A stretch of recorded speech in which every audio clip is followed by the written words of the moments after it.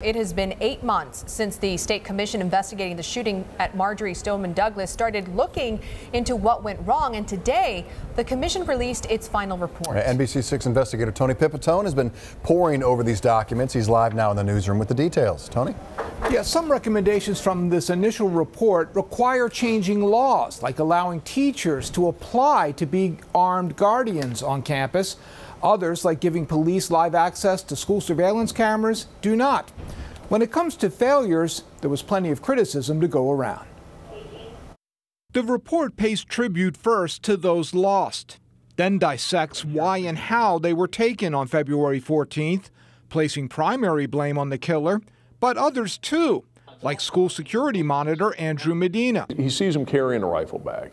And as he's seen him carry the rifle bag, well, he's walking. If he had been able to effectively communicate, lock down, lock down, lock down, everybody in the 1200 building, code red, whatever you want to call it, there would have been a very different outcome. The failures here, the report finds, are symptoms of a wider problem. The schools of the state did not take school safety seriously enough up to this juncture. Did Broward County? No.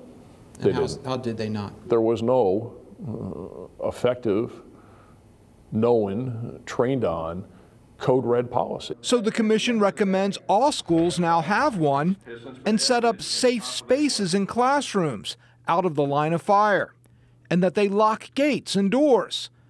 Law enforcement also failed, the report finds, but no one as much as school resource deputy Scott Peterson, who took cover for more than 40 minutes while victims died or bled. They called his performance, quote, abysmal. If BSO had taken the active shooter threat seriously in Broward County, the response would have been different that day, and I think there would be six students and teachers alive on that third floor. Ryan Petty, who lost his daughter Elena in the attack, served on the commission. The shooter didn't slip through the cracks. Law enforcement, in this case, dropped the ball on multiple occasions, and in the calls to the FBI and the calls to BSO before indicating that he was preparing to shoot up a school were clear failures on the part of law enforcement.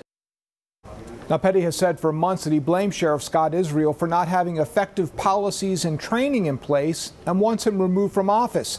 But two sheriffs on the commission, including its chairman, say they don't see evidence that would justify a governor, whether Rick Scott or his successor, Ron DeSantis, removing Sheriff Israel from office for negligence or neglect of duty. Reporting live in the newsroom, Tony Pipitone, NBC6 News.